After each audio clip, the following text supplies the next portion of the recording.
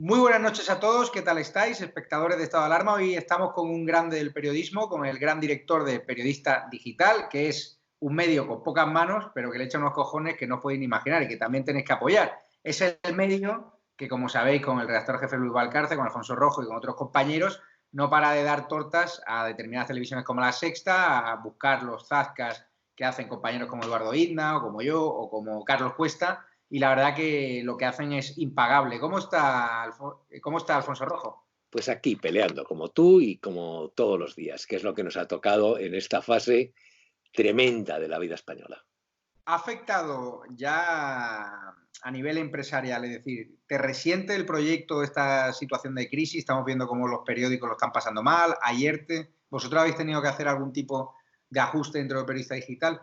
Vamos a ver, a nosotros, por ser precisamente digitales, la adaptación al confinamiento no ha sido complicada. Nosotros una semana antes de que se decretase nada y viendo lo que estaba pasando en Italia, pues yo mandé a todo el mundo a su casa y empezamos a teletrabajar. En ese sentido, en la forma de trabajar no nos ha afectado. Sí nos ha afectado, y eso lo habrás visto tú también, que al haber muchísima menos publicidad, pues baja lo que llaman CPM en la publicidad, que es el coste por mil, baja mucho, luego los ingresos son menores y ha bajado mucho el número de campañas. También, en la fase en que estamos ahora, somos conscientes de que esta lluvia de millones que está haciendo el gobierno, esas portadas eh, uniformes festejando lo bien que lo hacen, pues esos 1.000 millones que según Vox se están repartiendo ahora entre los medios, a nosotros no nos tocará más que alguna migaja. Nos ha tocado algo, lo cual me preocupa y te explico por qué. Porque si a nosotros, que somos tan críticos, esta banda nos ha puesto algo de dinero en esta fase, eso quiere decir que le están echando con la regadera cientos de millones a los medios amigos de ellos. Pero bueno, nosotros sobreviviremos, estamos sobreviviendo y bueno, pelearemos. Muy mal lo van a tener los medios escritos, muy mal lo van a tener las grandes corporaciones, y de eso se va a aprovechar el gobierno para sujetarlos. Claro, yo quería preguntarle, usted está siendo honesto. Usted ha publicado esa publicidad institucional del gobierno y no ha dicho que haya sido presionada de Moncloa o que haya un artículo del decreto del estado de alarma que les obligue. Hemos visto como periódico, por ejemplo, El Mundo, salió algún periodista, algún jefe como Joaquín Manso poniendo el artículo que estamos obligados a publicar anuncios. Yo la información que tengo es que esa publicidad engañosa de Moncloa ha llegado a través de una central de medios, una agencia de medios, No, y los medios que lo han querido lo han cogido y los otros medios que a no han... nosotros nos llega como una publicidad normal. Es ¿Sí? decir, una publicidad igual que puede ser que ahora están haciéndolo los coches o otra.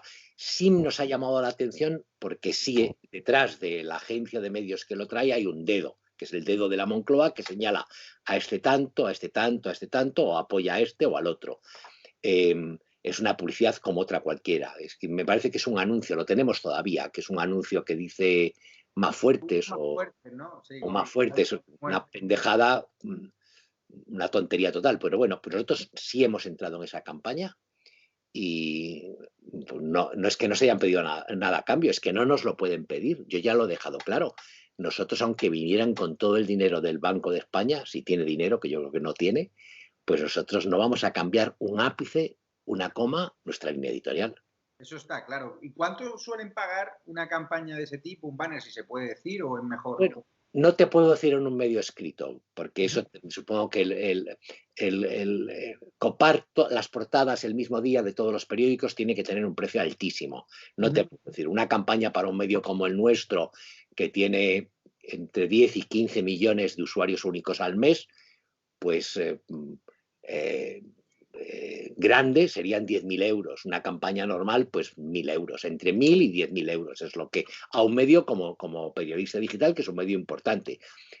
A sus medios amigos, a los Público, al diario de escolar, al País, a la cadena SER, a sus amigos de la Sexta, les habrán dado cientos de miles. ¿Hay alguna manera de saber, a través del portal de transparencia, cuánto dinero ha embolsado este gobierno a La Sexta, por ejemplo, o a Público, al diario.es, por hacer esas mamadas al gobierno de Pedro Sánchez, o no? No lo sé, yo creo que no. Yo creo que con este gobierno no hay transparencia alguna. Sí. Mira, es una cosa que llama un poco la atención, es decir, es el desparpajo con el que mienten, con el ejemplo, el paradigma es Pedro Sánchez, y tú lo has dicho muchas veces en estado de alarma. O sea, Pedro Sánchez es el mismo hombre que tenemos decenas de grabaciones de él diciendo no pactaré nunca con Bildu, no sé qué, y le hemos visto pactar con Bildu. No haré esto y lo hace, ¿me entiendes? Él es el paradigma. En esa misma línea está todo el gobierno. Hemos visto a Marlaska en el Congreso mentir como un bellaco un día sí y otro también. Hemos visto a las ministras, a los ministros, les da igual. Y han bloqueado el portal de transparencia. Tú no puedes acceder a los datos. Es decir, si es imposible saber a día de hoy, y lo ha sido durante muchos días, a quién han contratado las mascarillas, a qué amigos les han dado los negocios en tiempos de pandemia, saber para nosotros con detalle a quién le dan la publicidad y cómo se la dan, yo lo veo a corto plazo imposible y a medio muy complicado. Pero tú ves normal que en estos tiempos donde no hay dinero para ERTE, para test rápidos, para los parados, para las colas del hambre, se destinen 100 millones de euros en publicidad institucional para comprar voluntad de los medios, porque a ti... Tú has dicho 100, que no son 100. Que son... euros, ni por 1 millón de euros te van a comprar, porque yo te conozco hace muchos años y eres indomable. Pero determinados periódicos sí. Que no son 100 millones, son 1.000 millones. O sea, hubo un pequeño aperitivo, que fueron aquellos 15 millones que se dieron a las televisiones amigas, que a mí me pareció indignante. Nosotros escribimos, editorializamos y dijimos, ¿qué sentido tiene que en un momento en el que no hay dinero público pagado por el contribuyente, porque el dinero público sale del contribuyente, del bolsillo del sufrido contribuyente español? Si no hay dinero para comprar mascarillas, respiradores, desarrollar vacunas, se le den a televisiones que no se van a recortar los sueldos, que van a seguir cobrando una millonada a sus estrellas, que tienen unos directivos que van a seguir teniendo bonos, que tuvieron beneficios de 200 y pico millones el año pasado, el último ejercicio. ¿Qué sentido tiene regalarles 15 millones de dinero público? Pues se lo dieron con toda la desvergüenza. Y eso era solo el aperitivo. Lo de las campañas es una forma... Ahora, el principal anunciante español en este momento, el principal anunciante, yo creo que vuelve a ser el Estado español, el gobierno español, la Moncloa, por muchas vías, por vía Ministerio de Sanidad. Ya verás cómo el Ministerio de la Mujer, o como se llame, empieza a hacer una campaña muy pronto, como el otro, y eso les permite pues pagar fidelidades. Ahora, también te digo, es decir, yo creo que no tiene ningún sentido, pero tenemos una sociedad, que es la española, que no reacciona frente a estas cosas. Entre otras razones porque la inmensa mayoría de la ciudadanía no ha asumido todavía la idea de que el dinero público es nuestro, que sale de nuestros bolsillos. Hay mucha gente que cree que el dinero público sale de una caja que está ahí y que lo reparten como quieren.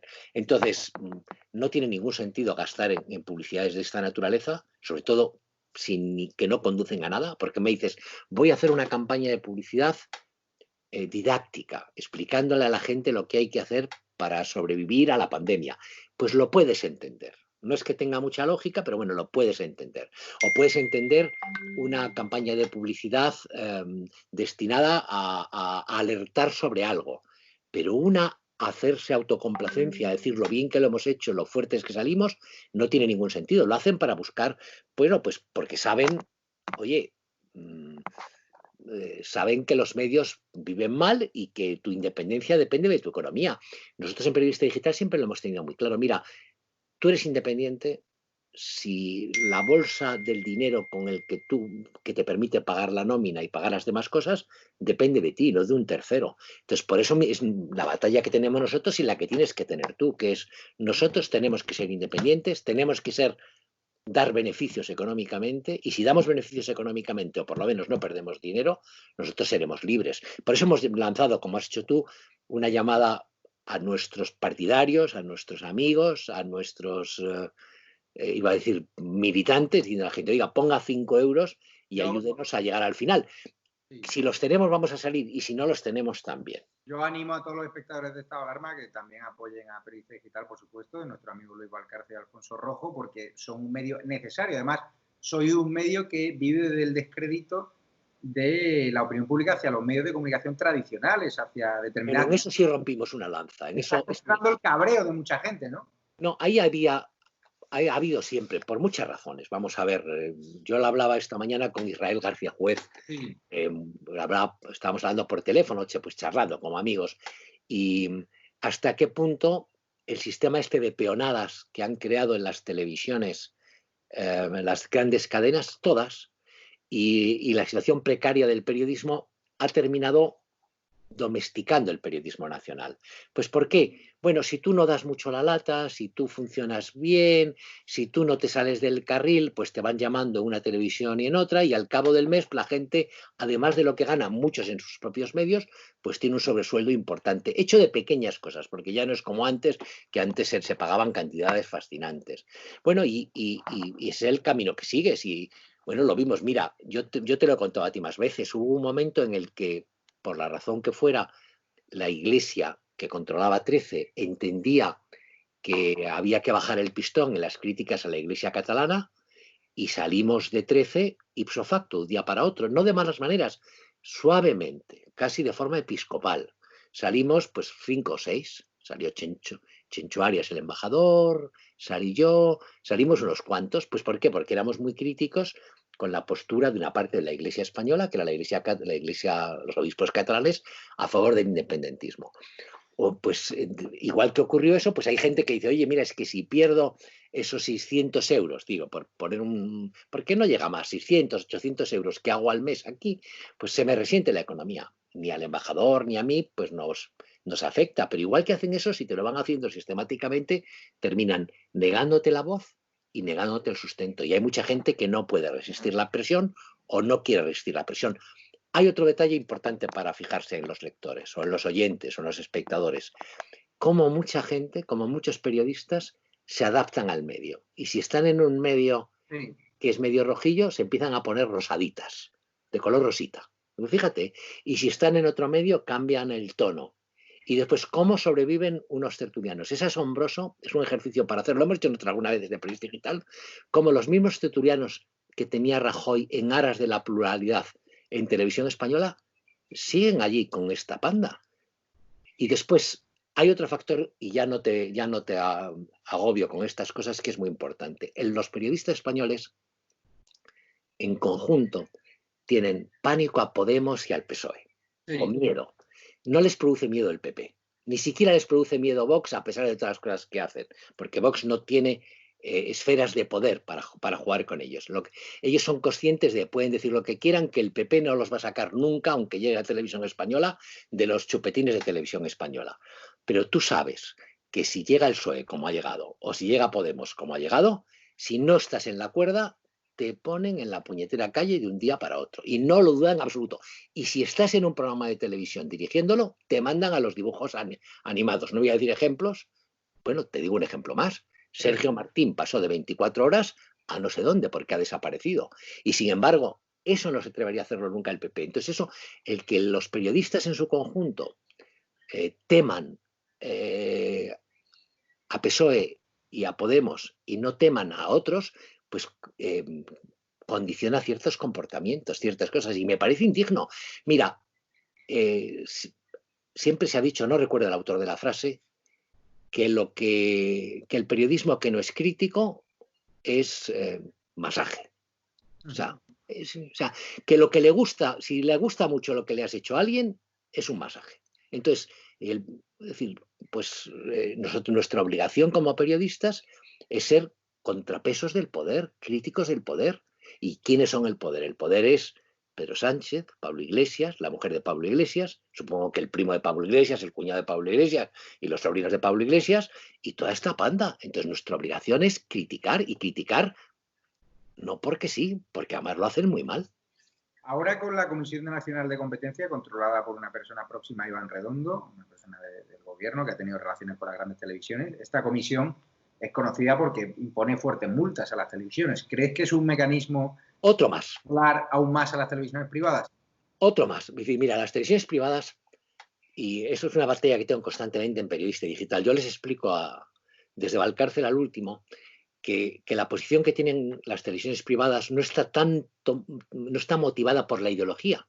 No es que los directivos, los altos mandos incluso los periodistas, no todos los periodistas de estos medios son rojos peligrosos o izquierdistas extremos, no, responde mucho al interés. Es decir, el periodismo nacional se adapta al interés, gran parte del periodismo nacional. Y muchos de los que han dorado la píldora a Podemos lo han hecho por una mezcla entre la ignorancia, porque tenían menos cultura que la moto de Ángel Nieto y les sorprendían estos chicos que venían de la universidad y decían palabras raras. Esa ha sido parte del periodismo nacional.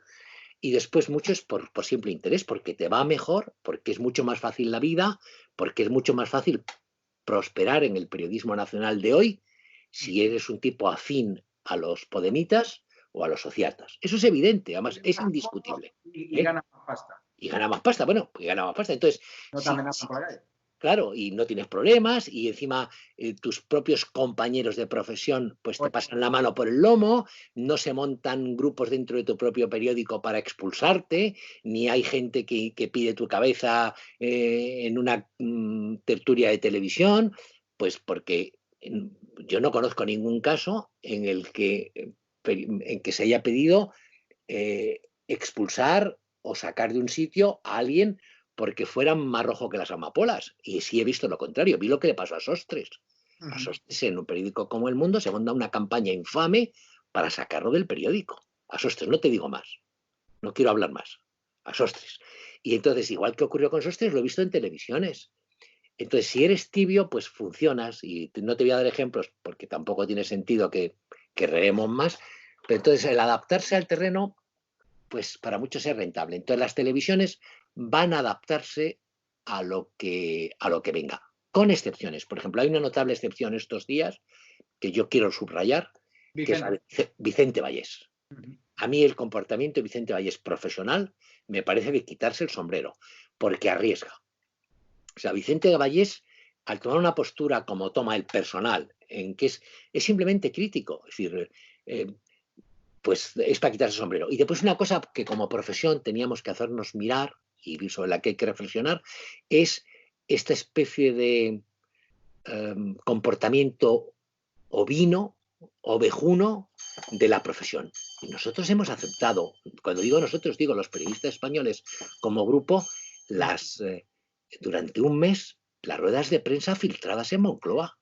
¿Tú te imaginas en Estados Unidos los periodistas que abominan de Trump aceptando durante un mes después aquí se hacen tonterías antológicas? Hoy mismo o ayer mismo en Televisión Española transmite en directo el funeral de George Floyd, que te duele la muerte de ese enorme negro al que le pisan el cuello y muere asfixiado, cuando no han dado un solo funeral por uno de los 46.000 españoles fallecidos en el coronavirus. Y luego, gente, aquí los idiotas de Operación Triunfo, o como se llamen, se ponen de rodillas y se ponen a hacer el saludo. Oiga, que hay 46.000 españoles, la mitad de los cuales por lo menos han muerto asfixiados como peces porque eran ancianos y se les negó el respirador. O sea, eso es un crimen. Es decir, la gente que tenía 80 años ha muerto como un pez ahogado. Muerto y nosotros, en nuestra sociedad, nuestros periodistas, ni respirar, aceptando ese tipo de cosas. Hemos visto en la rueda de prensa que se hacen en Moncloa, lo lógico sería que cuando Pedro Sánchez no responde una pregunta, el siguiente que pregunta insista sobre el tema. ¿No te fijas que nunca lo hacen? Es decir, es raro, que es llamativo que solo haya habido 3 periodistas, en lo que yo recuerde últimamente, que hayan puesto en un brete al doctor Fake Sánchez en Moncloa. Uno haya sido el de la CNN, otro la de la CNN y el tercero uno de OK Diario. Es decir, es que... El New York Times. Sí, y el New York Times. Es decir, o sea, bueno, es que es asombroso, ¿no? A mí me parece asombroso. Para el periodismo nacional. Yo creo que el periodismo nacional pues no está pasando por su mejor momento en lo que se refiere a la profesión. Pero claro, ahí tienen mucha culpa los directivos, por ejemplo, en mi caso, ¿no? Que esta semana ha sido despedido del Mundo. En mi periódico yo no entiendo que mimen más a Lucía Méndez, que va a La Sexta y que es de izquierda, a pesar de que fue aznarista hasta la médula, Y en cambio a referentes de los lectores del mundo, como ha podido ser Salvador Sostres, Fernando Sánchez Dragó, que también la han laminado hace poco, Miguel Ángel Huelloso, que también la han laminado hace poco, y mi caso, por criticar esa campaña de Juntos, de Salimos Más Fuertes, nos hayan laminado. Es decir, los directivos, ¿por qué toman decisiones que en teoría van en contra de sus lectores? Porque además ha habido una bajada de suscriptores en el mundo y que se han dado de alta en estado de alarma, curiosamente. Pero Porque vamos a ver, ya digo, no están en la calle. hay una tendencia natural del ser humano de adaptarse al paisaje, de confundirse con el paisaje y por jugar a favor de viento. Entonces, son momentos complicados para quien no se ponga en lo políticamente correcto. Y entonces, bueno, pues yo creo que no conozco el caso y sabes que al Mundo yo le tengo un enorme cariño porque fue un periódico en el que yo estuve muchísimo tiempo, aunque salí para irme, salí tarifando, pero tarifando con Pedro J, no con El Mundo. Pero bueno, estuve 16 años, fui adjunto al director, conocí a alguna gente, no conozco del equipo actual más que al director y uno más, pero yo creo que es una tendencia a adaptarse al terreno. Es mejor, es menos costoso ir contra ti que ir contra Lucía Méndez.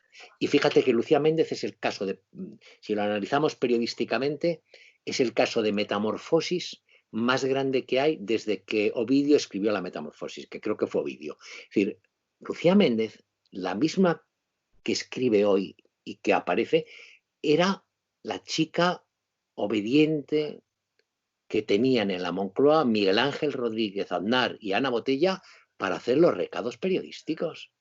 Y esa misma persona que vive en la Moncloa y está en la Moncloa de Aznar es la que ahora nos da lecciones de coherencia política y de todo este tipo de cosas. ¿Por qué está ahora donde está Lucía Méndez? No lo sé. Hay razones psicológicas, supongo, razones sociológicas y sobre todo razones de interés, porque es mejor. Ahora, mantener otra postura pues tiene un precio. Es decir, en este momento criticar al gobierno tiene un precio. En este momento oponerse a la oleada tiene un precio. En este momento decir que hay más muertos de los que declaran tiene un precio. Entonces, la pregunta es si estamos dispuestos a asumirlo. Yo creo que merece la pena asumirlo como periodistas. Merece la pena. Dentro de unos años, cuando se revise esta etapa de la historia, nosotros quedaremos bien y ellos quedarán como la chata. Tú lo tienes claro, porque este país se olvida muy rápido. Y yo a los periodistas de la crisis del coronavirus que nos dijeron que era una gripe estacional, que había que ir a la manifestación del 8M, que no pasaba nada, los sigo viendo dando lecciones en todos los platos de televisión. En cambio, a mí, poco a poco me están minimizando mi presencia, ¿no? Iba como tú me avisaste. No, yo te dije cómo era, que es poco a poco, además siempre es muy poco a poco, pero bueno, porque nuestro país, a lo mejor hay que hacer también una reflexión, es un país con muy pocas agallas. Es decir, siempre decimos que España es lo más grande, donde mejor se come, ¿sabes? Que esa especie de lugares comunes, donde mejor se come, donde mejor se vive, es un país, no sé qué. Y tú analizas el material humano y a veces te entran la tentación de decir que no somos champions. A lo mejor Europa League, no sé si es mi afición al fútbol, pero es Europa League, pero champions no somos. Es decir, es un país en el que el sometimiento al poder, al que manda, al dinero, es decir, es preocupante. Tiene que cambiar. Tenemos que hacer un esfuerzo para que no sea así. Para que no sea. Es decir, yo a veces, por ejemplo, hablando con el PP, le dices al PP, el PP se queja muchas veces del tratamiento que recibe informativo. Pero es que se lo ha ganado a pulso. Se lo ha ganado a pulso. No hay peor pecado en ningún lugar del mundo que la ingratitud. Y no hay un partido que haya sido más ingrato con los periodistas, con los políticos también, que el PP. Piensa por un momento, haz un ejercicio y piensa, si dentro del PP hubiera habido alguien haciendo las cosas que está haciendo ahora Marlaska, o alguien con el historial de algunos de los ministros que hay en el gobierno, ¿tú te imaginas a un matrimonio metido en el Consejo de Ministros como tienen ahora? ¿Tú te imaginas a alguien como Pablo Iglesias, al que nuestra profesión, que se permite dar lecciones desde feminismo a progresismo, que quería azotar a Mariló? Una fiscal del Estado que llamaba maricón a Marlaska. ¿Tú te imaginas este tipo de personajes en el PP? Sería inimaginable. El propio PP hubiera reaccionado contra ellos, los hubiera expulsado. Fíjate lo que le hicieron a Rita Barberá por un puñetero bolso. Que además, ¿para qué quería un bolso? Entonces, el PP paga el precio de eso porque no ha sembrado nunca lo que hay que sembrar en medios de comunicación. decir, tú no tienes que tener, nosotros no podemos estar al servicio de nadie ni ser de un partido. Sí, pero nosotros tenemos que decir la verdad y nuestra obligación es ser críticos de verdad. Es decir, a mí, por ejemplo, en el caso de Ferreras, que yo creo que es un tipo muy inteligente y muy trabajador y con mucho sentido periodístico, alguien que pedía la dimisión de Rajoy por Excalibur, que era un perro, ¿qué tendría que pedir ahora? Entonces lo que le pides a Ferreras es coherencia. Yo no le pido a usted que se haga de derechas o de izquierdas, o lo que le pido es coherencia. Y si Marlaska miente, usted tiene que decir como periodista que miente. Pues bueno, se entiende lo del 8M, toda esta pugna del 8M. Claro que el 8M fue letal y claro que fui responsable y que este gobierno ha sido un inepto y que como consecuencia del 8M se han tenido que multiplicar indefectiblemente el número de muertos. Claro que se ha tenido que... Es imposible negarlo. Va a ser muy difícil demostrar jurídicamente que unas muertes están vinculadas al 8M, pero que el 8M ha causado muertes es innegable. Pues estas televisiones, estos que tú dices, los mismos que decían en las televisiones, ¿te acuerdas del cachondeo que hacían hasta bromas con el coronavirus? Ahí los tienes y vuelven a pontificar como pontificaban entonces, ahora en otro sentido. Ahora, mi fórmula, y te la aconsejo a ti si no la sigues, no les veo. Solo veo en televisión estado de alarma, no veo nada más. Bueno, y deportes y series, ¿eh? No, la verdad es que yo en Twitter he empezado a hacer lo que hace Girauta, que es bloquear a los maestres y compañía, porque la verdad que ganas en salud mental, ¿eh? O sea, Twitter al final se ha convertido en un fango de odio, donde solo censuran a los trolls de la derecha, pero a los trolls de la izquierda les dejan barra libre, pueden poner trending topic, matar a Abascal. Pero no sé si esta semana se dio una polémica, que es que nos han machacado, bueno, hace 2 semanas machacaron a Kake Minuesa porque recibió un contrato de la Comunidad de Madrid de 30.000 euros para hacer unos vídeos sobre el coronavirus, como hace la izquierda radical de un montón de comunidades autónomas que se están repartiendo 100 millones de euros o más según tú, ¿no? A nosotros, el Ayuntamiento de Boadilla, que está saneado económicamente, que está pagando a la gente más vulnerable hasta 12 millones de euros, nos llaman y nos dicen, oye, esta alarma tiene una audiencia de la hostia, queremos reactivar el turismo, podéis publicar unos cuantos anuncios ahí, tal y cual, no tenemos prácticamente dinero. Le digo, mira, como si prácticamente lo hacemos gratis. Nos pagaron una miseria, 2.000 y pico euros, por una campaña mensual. Bueno, tú sabes la que nos han montado primero acá y a mí en los Todos Mentiras, en el diario.es, en los públicos, en toda la basura de la izquierda mediática, por 2.000 y pico euros, toda esa basura que cobra, que se está repartiendo un pastel de más de 100 millones de euros, según dices tú, de 1.000. O sea, yo creo que la campaña institucional va a alcanzar en los 1.000 millones de euros. Eso, pero ¿en qué país vivimos donde Risto Mejide me dedica 3 programas distintos a hablar de que hemos cobrado, que todavía ni hemos cobrado, que yo no he emitido ni la factura, 2.000 y pico euros de una campaña en favor del turismo y para reactivar la economía de Boadilla? ¿Qué problema hay cuando yo dije que yo no iba a cobrar ni un puto céntimo de la publicidad del gobierno del bulo? Que la publicidad... Pero te digo, pero vamos a ver, yo te aconsejo, debido a mi edad y condición, que hagas lo que hago. Yo paso de ellos. O sea, yo te juro, cuando me dicen a veces, algunas veces llamaron en el pasado, ahora ya no lo hacen, llamaban del programa de Risto cada poco para, bueno, como hacen, yo ni me ponía, pero siempre te llama una chica que se ponía así como muy melosa para decirte, otro que se ponía como muy amistoso y decía, es que no me interesa. Es que no me interesa. Pero es que te queremos decir lo que ha dicho un periodista de ti. Si ha hablado de mí ese periodista, no será periodista, no me interesa. Es decir, yo ni les veo, ni les leo, ni les sigo. De hecho, en mi casa, que es una casa decente, mis hijos tienen por costumbre no ver ninguna cadena de televisión que tenga prohibido a papá. Con lo cual, lo único que pueden ver yo creo que es HBO, BBC y CNN. Y después, bueno, pues yo creo que hay que pasar, que no hay que dejar que eso nos afecte. ¿A ti te prohibieron? ¿Con qué edad te sacaron a ti de todos los programas de televisión? ¿Qué edad tenías? No, yo cuando, y ya no he querido volver, me han hecho una pequeña propuesta para programas que no me interesan, a mí ir como víctima para ir a una trampa. Si alguien quiere una entrevista conmigo, tiene que ser en directo. Yo no doy entrevistas editadas, ya no las doy nunca. ¿Por qué? Porque no quiero que me manipulen y jueguen con mis palabras. Si alguien quiere algo, que me saque en directo y yo se la doy al programa de televisión que quiera, si es en directo y que yo puedo controlar una parte. Hay programas que no me interesan, pero Yo no hice televisión. La televisión antes, como se ve ahora, no existía. Es decir, esto había las tertulias de radio y había algún programa en televisión, en Hilo Tempore, Ujú. tipo La Clave o algún debate de televisión de alto nivel, que pagaban muy poco, pero que daban mucho prestigio. Y esto tiene unos 10 o 12 años. Toda esta idea de las tertulias constantes, iguales, repetitivas, con los mismos personajes que los ves en 13, en 24 horas, en la sexta, en el rojo, en el verde, por la noche, por la mañana, eso es relativamente nuevo.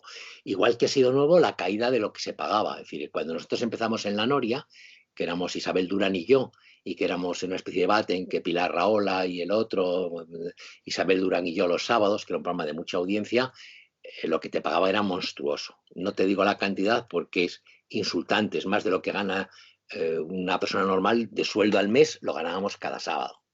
Y entonces, pero después ha ido bajando las cantidades. Y entonces, eso es un fenómeno relativamente nuevo. Y yo desde el 2018 creo que no voy prácticamente a nada.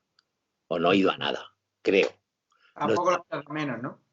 bueno, me he volcado completamente en periodista digital, mucho más, no más, siempre estaba volcado, pero ahora tengo más tiempo porque no tienes que ir. Muchas veces la gente no entiende que si tú tienes que ir, en tu caso, por ejemplo, Javier Negro, si tú tienes que ir a un programa de televisión, tienes que salir de casa una hora antes, hora y media antes, tienes que llegar allí, a aparcar, te tienen que maquillar, entras al programa, a veces se alarga, o sea, al final dedicas de tu tiempo 4 horas a un programa de televisión, a lo tonto. 4 horas del día es mucho tiempo de tu tiempo laboral. Yo lo dedico completamente a Periodista Digital y no le he hecho falta, también es cierto que Periodista Digital nos va bien y es un medio, bueno, y ahora va a ir mejor, pero bueno, son así las cosas. Pero vuelvo a lo de antes, es decir, a mí como periodista creo que hay medios que están haciendo una labor encomiable y crítica y dura, y yo a veces está destacando el tema. El mundo ha hecho cosas que están muy bien, el mundo ha hecho cosas que están muy bien, te digo yo solo, y hay cosas que están muy bien de lo que ha hecho el mundo. Eh, a veces, muy ocasionalmente, ves alguna cosita en La Razón, pero muy poquito, y para de contar. No, Lo que de, diario, ¿no? También. ¿eh? Que diario, ¿no? Bueno, eso me refiero de los que tienen versión en papel. En lo que se refiere a medios online, es evidente que Sobre el mundo, o sea, ¿tú crees que estando de director Pedro J, si yo digo en un programa de televisión que no me ha gustado la campaña de publicidad no te puedo decir. me habría echado también? Es que no te puedo decir. Yo creo que mandan mucho más los gestores que los directores. Que eso es una etapa nueva también, una etapa, la etapa Anson, la etapa Pedro J, en que los directores eran mucho más importantes que el gestor o que el CEO de la empresa. Eso se produciendo un cambio precisamente por la miseria de los medios, porque los medios, los grandes medios han dejado de ganar dinero y a perderlo, deben dinero a los bancos todos, entonces siempre están como muy apurados. Pero y extendiendo más medios, entonces tienes pues Federico en la radio, muy importante la labor que hace Carlos Herrera en la COPE, muy, muy importante, porque es una crítica bien hecha, bien construida, todos los días, pone los puntos sobre las sillas. Yo creo que tiene, aunque tiene variopintos tertulianos, y hay alguno que yo no trago, pero en general tiene alguno bastante ¿Cuánto va a bueno. durar esa barra libre para Carlos? Porque el gobierno está apretando mucho a la iglesia, a la conferencia episcopal. A Sí, nuestra pero él conferencia, es muy fuerte. ya lo sé, amigo Él mío. es muy fuerte porque él es, vamos a ver, la fuerza de Carlos es su éxito, son sus oyentes. Es decir, Carlos genera dinero para la empresa. Con Carlos tienes una máquina de fabricar, de conseguir anunciantes, de conseguir prestigio, y yo creo que Carlos ocupa un lugar. No oigo a Federico, pero más que ocasionalmente, y también hay Federico Gil Santos, hace una gran batalla. Y para de contar, están medios como el tuyo, estamos nosotros, está OK Diario, y quizás algún otro medio más por ahí que es crítico. Yo creo que, bueno, pues alguna cosa, pero en general casi todos los medios o están o de perfil o a favor del gobierno. ¿Por qué no pueden hacer una Fox en España? Decía el otro día Iván Espinosa Montero que era necesario, yo también lo creo. ¿Tú no crees que sea posible montar una Fox en España? No, hubo un intento de hacer una especie de gran grupo en aquella época de Telefónica, de Villalonga y Pedro J, y se lo estropearon entre la Negra Zumbona y algunos errores tremendos y el Villalonga y compañía. Y yo sí creo que hay un medio en torno al cual sí se puede crear algo, un grupo importante que es ABC. ABC es el único, en este momento es el gran, digo, en lo que se refiere a crear agenda, a poner temas sobre la mesa, a sacar asuntos, el gran medio del centro derecha español ha vuelto a ser ABC, muchos años después de lo que fue. Y un medio que prácticamente desaparece o que se ha eclipsado completamente es El País. El País ha sido el mejor periódico español, el más importante, ideologías aparte. Yo creo que en este momento no podemos decir que El País sea el mejor periódico español. Es un periódico en muchos días infame. Lees el editorial o lees columnas y me parece un periódico infame.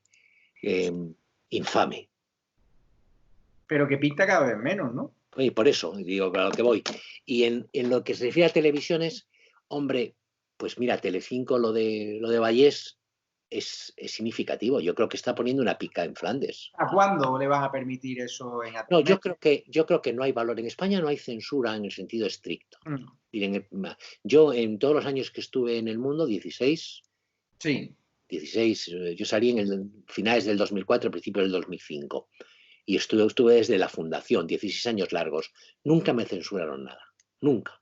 Y no es porque yo compartiese las tesis de Pedro J, porque yo no las comparto. Por ejemplo, ahora no comparto la idea que tiene él, que hay que hacer un pacto PP-PSOE y apoyar a Sánchez para... A mí me parece una tontería como la copa un pino, como no compartí alguna de las cosas que tuvo en su día, en otros temas mucho más punzantes. Pero nunca fui censurado. También es cierto que yo hacía información internacional y lo que digas del tirano de Corea del Norte es irrelevante en España. Aquí lo importante es lo que digas del concejal que está a la vuelta de la esquina. Pero no funciona así. Yo no creo que vaya a haber... A lo mejor sí le puede dar un toque a la empresa y decir, baja el diapasón, no seas tan crítico, o tenemos pendiente una gran campaña y depende de no sé qué. Ese tipo de conversación sí se puede producir. Pero yo no creo, escuchando lo último que ha hecho, que Vicente Valle se vaya a plegar.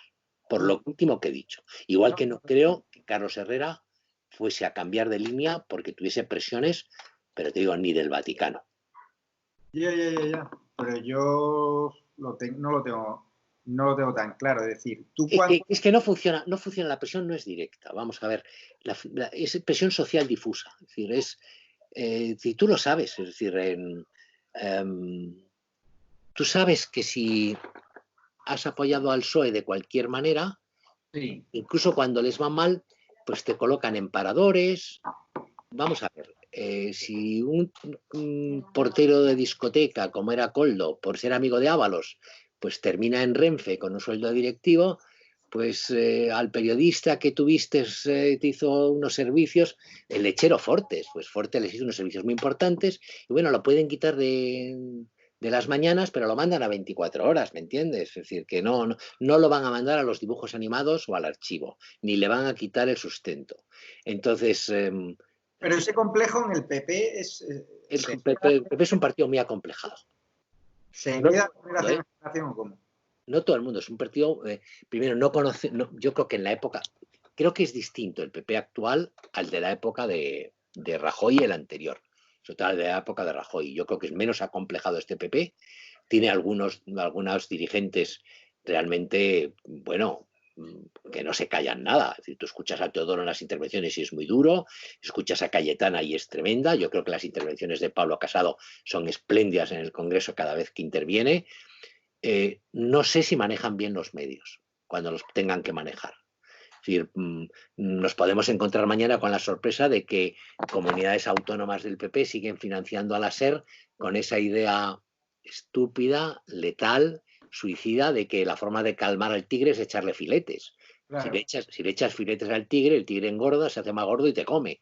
Entonces, durante muchos años en el PP ha funcionado esa teoría de que el apaciguamiento, como Chamberlain antes con los nazis antes de la Segunda Guerra Mundial. Hay que darles los sudetes, que aquí serían los filetes, hay que darles un trocito de Checoslovaquia, hay que ceder hasta que se meten en Polonia y te bombardean Londres. Entonces, yo creo que el PP ha tenido ese mal durante mucho tiempo. No creo que el actual PP comparta esa enfermedad. ¿Qué es una enfermedad? Es decir, te llama la atención, si echas la vista atrás, que la Sexta se conforma, adquiere seguridad jurídica, adquiere cuerpo por una decisión que se toma en el Consejo de Ministros, convocado con toda urgencia en agosto, en la que quien maneja los hilos es la vicepresidenta del gobierno de entonces. Y entonces Soraya Sáez de Santamaría. Es decir, oye, ¿Y por qué lo hacían? Bueno, y por eso veías que la secta nunca criticaba a Soraya Sáenz de Santa María. Podía meterse con quien quisiera, pero no con Soraya. Entonces esa idea a mí me parece torpe. Yo creo que ya no la comparten, que saben cómo funciona. Si tú escuchas cómo habla el alcalde de Madrid, si tú escuchas cómo habla la presidenta de la Comunidad de Madrid, si ves cómo se mueve Casado, Teodoro, alguna gente, pues, pues creo que es distinto. Les quedan resabios. Mira, el otro día una cosa muy graciosa de Hernando, con Pablo Iglesias, cuando le dijo hay coletas, y tenía muchísima gracia el tuit. Pues hay un sector siempre del PP que dice, hombre, se ha pasado, o con Cayetana, porque a mí me encanta Cayetana cada vez que interviene. Las cosas como son, ¿sabes? Que estuvo con nosotros en el mundo, hacía opinión en el mundo. Y entonces, pues hay un sector del PP que critica a Cayetana porque no entiende que si vas a la guerra hay que ir a la guerra, que si vas a combatir hay que pelear. Estos son de los que siguen pensando, que ya te digo, que en el apaciguamiento, que es mejor no pasarse, es mejor ser suaves, es mejor... Mire, no. Es decir, hay un viejo refrán español, y ya no te enrollo más porque tendrás trabajo que hacer esta tarde, No, que no, dice, más vale una vez colorado que ciento amarillo. eso está claro. Y preguntarte, ¿cómo funciona cuando yo, por ejemplo, yo sigo Mediaset? Si de repente, o sea, ¿es Moncloa la que presiona para que No, me siguen? tú vas a seguir en Mediaset porque les das, porque tú eres el contrapunto, es una opinión distinta. Si te fijas bien, el 80% de los que intervienen, y no vamos a citar a nadie para que no se ofenda y pidan nuestras cabezas mañana, es decir, dicen lo mismo siempre, no, nada, nada. Hay excepciones, las Elisabén y compañía sí dicen, pero dicen barrabasadas. Pero quitando a los que dicen barrabasadas, pues no dicen nada, dicen los lugares comunes. Es decir, ellos siempre que vayan a condenar algo que ha hecho Podemos, tienen que hacer la preceptiva mención a Vox para compensar lo que dicen. ¿Sabes? Tienen que cubrirse y siempre que hablen del PP, pues tienen que recordar, yo qué sé, pues son como son estos, ¿no? Pero esto es una voz distinta, no es habitual en los medios de comunicación, hay muy poca gente que se atreva a decir las cosas como las dices tú, digo, como lo dice García Juez, como muy poquitos. En la radio sí escuchas más. Sí. Y yo creo que les das juego y vas a seguir y no es Moncloa quien llama, es un poco un conjunto de intereses. Es decir, hubo un tiempo en que en los programas estos de televisión, porque son muy catetos, les influía muchísimo las redes sociales. Se pasan todo el día viendo las redes sociales y a veces se creen que lo que se dice en redes sociales es la verdad oficial. Es decir, es el sentir popular. Lo que no saben es que la inmensa mayoría de los españoles no están en esas redes sociales que ellos consultan. Entonces dicen, es que en redes sociales están poniendo a parir a Javier Negre. Bueno, no, en redes sociales, esa red social, los troles de Podemos y los sociatas están poniendo a parir a Javier Negre. Entonces ellos, a veces eso les influye. Pero es igual, tú ya sabes que vas a contar siempre con nuestro apoyo. Y yo lo agradezco y preguntarte ya, o sea, vosotros vivís enteramente de, o sea, no vivís ni de empresas privadas ni de administraciones No, públicas. es decir, mira, el negocio de periodista digital, con Para mucha... que la gente sepa que vosotros no tenéis ayuda de nadie, solo No, de Google. no, nosotros funcionamos con lo que se llama publicidad programática, esencialmente nuestro principal ingreso, que está en función del tráfico. Si nosotros tenemos por cada millón de páginas que tú sirves, es decir, por cada millón de visitas que tú tienes, viene a generarte unos 1.000 euros. Digo, para que la gente haga una proporción, más o menos. Es decir, por cada millón de personas que visita tu página, tú vienes a generar unos 1.000 euros. Hay unos meses que más, porque las CPM son más altos, y algún mes será un poco menos, más o menos. Y es fundamentalmente vivimos del tráfico. Si nosotros hacemos 100 millones de páginas, pues son 100.000 euros. Si nosotros hacemos 50 millones de páginas, son 50.000 euros. Eso se combina con una política de gastos muy restringida. Es decir, somos una empresa sin tarjetas de crédito, sin taxis, sin secretarias, sin nada. Solo hay periodistas y Alfonso Rojo y dos técnicos y una persona que lleva más o menos el tema comercial muy poquito. Y entonces tú vives fundamentalmente la publicidad programática y después hay una serie de publicidades que te llegan por la posición que tienes en el ranking, que te empezarán a llegar a ti muy pronto, que es, pues de repente a lo mejor te llega una campaña de coches porque tienen interés en estar aquí, o el Ayuntamiento de Boadilla entiende que le compensa ponerte 1.000 euros, pero son cantidades pequeñas que se suplementan a lo otro. Y nosotros vivimos de eso. A mí el gobierno, el de turno, no digo el de turno, me importa un comino. A mí el IBEX 35 me encantaría que me pusieran dinero para poder hacer cosas, pero si no lo ponen, que se lo metan donde les quepa. ¿Eh? Es decir, lo que no... Mira, cuando yo salí de Antena 3 y después Antena 3, La Sexta y A3 Media hizo presiones sobre La Razón y Maruenda aceptó y se plegó a las presiones, no hubiera ocurrido con Pedro J. Y yo salí también de La Razón. Tuve una comida con un alto directivo de A3 Media, con un amigo que actuó de intermediario, que oye, tienes que comer con él porque les dais muchos palos. Y entonces la propuesta, y te la digo sin ningún rubor, es si Periodista Digital deja de dar leña a Ferreras, a su mujer, a los directivos, al Bardají, al otro, a Wyoming y a la madre que los hizo, a todos estos, bueno, pues tú te reincorporarías a la tertulia, y la tertulia a la que me decían de volver era la de Espejo Público.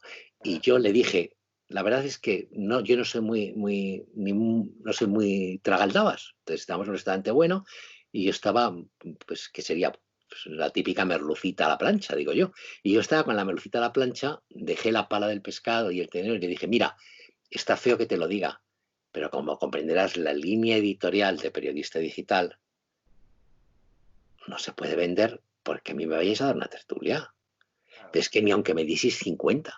No le dije, entonces ganábamos mucho dinero. No es como ahora que estamos mucho más apretados. Pero ni siquiera apretados nosotros tenemos que aceptar este tipo de presiones. Y tú no las tienes que aceptar, tú no tienes que aceptar. El otro día tres personas distintas de un ministro muy conocido del gobierno del PSOE, con mucho poder, me dijo, oye, deja de dar caña al ministro, que esto se arregla con dinero, que te traemos una campaña de publicidad institucional, y le dije que se la metiesen por el culo. No, te lo digo yo. En grupos de comunicación me han llamado diciendo, oye, baja el pistón, que ya sabes que aquí tienes tu casa y tal y cual. Y yo digo, yo estoy en Mediaset encantado, yo no voy a ir a otro grupo de comunicación. No, pero que no te compensa, Javier. Mira, te compensa... A mí me compensa servir a los ciudadanos que están viendo estado de alarma con libertad. Y está. Y hay una España, mira, hay una España que no ha tenido voz. Es decir, hay una España que lo que hablaba en los bares no se escuchaba en el Parlamento. Ahora se escucha, ¿eh? Y es uno de los méritos de Vox, con todas sus exageraciones, con algunos elementos que hay que no hay por dónde agarrarlos, pero bueno, tiene de todo. Pero hay cosas que ahora se escuchan en el Parlamento, no solo en la voz de diputados de Vox, sino también del PP, que solo se escuchaban antes en los bares. Y tú te das cuenta que hay una parte importantísima de España que no tenía voz, que no tenía expresión, que no tenía conducto en los medios de comunicación de ningún tipo. No había ni un solo medio de comunicación que se atreviese a... Es decir, aquí podías apelar a la guerra civil española desde un ángulo, pero no podías poner sobre la mesa el siguiente. Es decir, Alfonso, te pongo un ejemplo, Alfonso Usía, cuyo abuelo, Muñoz Seca, el escritor, es ejecutado de mala manera en Paracuellos, le arrancan el bigote y lo matan, y es un escritor. No podía, yo creo que es decir, sonaba raro que defendiese a su abuelo.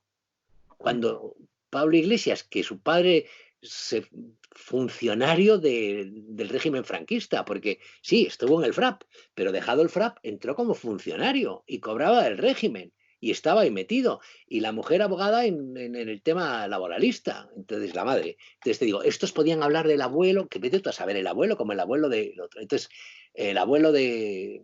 ¿Cómo se llama este? El más inicuo presidente que ha tenido hasta el momento la democracia española, que es Zapatero, que Dios lo confunda, porque con él empezó el mal hace 16 años, pues Zapatero podía hablar de... ¿Te acuerdas de un avión que dijo, yo es que soy muy rojo o quiero crispar y no han pagado factura por esto?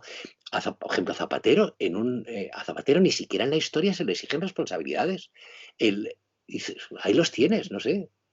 Pues Alfonso Rojo, muchísimas gracias por tus casi 50 minutos de charla, todo un aprendizaje de un maestro del periodismo, de un maestro que compartió casa como yo en el mundo, y muchísimas gracias. Por ellos que son pocos y cobardes, a por ellos. Yo voy a morder. Tú sigue en lo tuyo y te digo, hiciste un trabajo muy importante en el mundo, has hecho un trabajo siempre como reportero importante.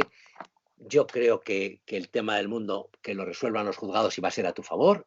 Y tienes un medio extraordinario, estupendo, que es el que hay que defender. Pues a por ellos.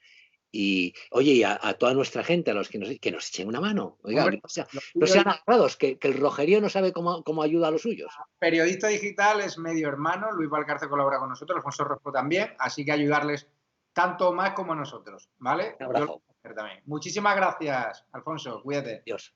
Hasta luego.